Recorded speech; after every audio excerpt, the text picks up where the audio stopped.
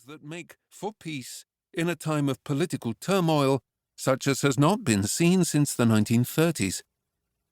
We hope that such a book will help Christians begin to discern how to respond with wisdom to the situations in places such as Ukraine, Nigeria, Gaza, Myanmar, and Taiwan. Help them to discern how to think about constitutional monarchy and democratic republics. Teach them to fear the seduction of political power. Call them to seek to build something that carries over into the new creation, as well as to rest in the goodness and faithfulness of the one who is King of kings and Lord of lords. To such ends, our book begins by noting the political upheaval and emerging empires of our own day. It then describes how Jesus and his followers came onto the scene at the height of the Roman Empire and had to negotiate their own way around various imperial horrors. Chapter 1. Thereafter, we point out that the Church had to pivot from being under the threat of the empire to enjoying its many benefactions. The Church's relationship with emperors, and then with kings and princes in the Middle Ages, fashioned a host of complications about church and state relations with which we are still living today. Christianity brought about a revolution in European civilizations and is now part of the political and moral DNA of the West. But the Church was also party to unholy alliances with Western rulers, not least in its complicity with European empires that wrought colonial violence all over the world.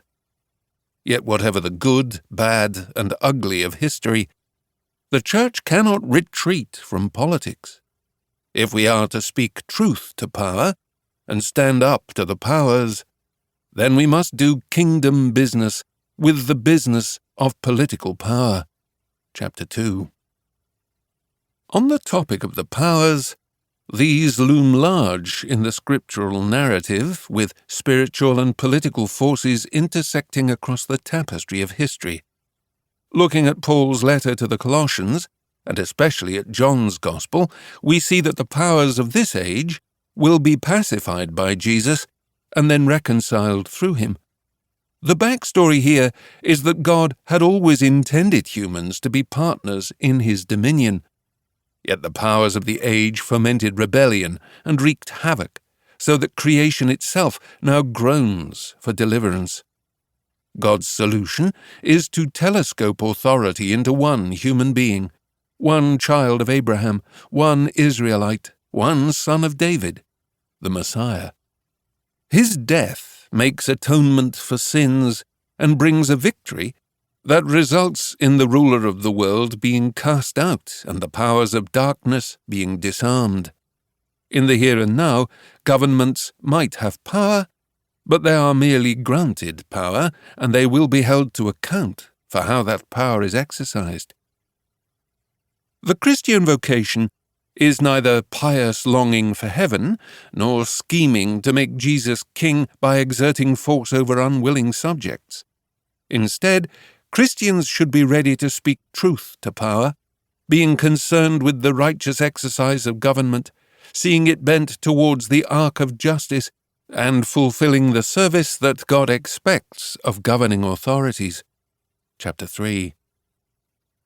Following naturally on from that point, we must address more concretely the topic of how to build for the kingdom in what is becoming a frightening and fraught world. The kingdom might not be from this world, but it is most certainly for this world, so we cannot retreat from the world with our kingdom mission. So, we proffer some suggestions as to what building for the kingdom looks like in actual practice. Chapter 4, which reworks several of Tom's lectures, articles, and resources from his books God in Public and How God Became King, Getting to the Heart of the Gospels. We next discuss the topic of submission to governing authorities, Chapter 5, and when Christian witness requires us actively to disobey them, Chapter 6. These are difficult and complicated subjects, and we are concerned to affirm the goodness of government as much as to explain what we might do if governments revert from public service to predatory tyranny.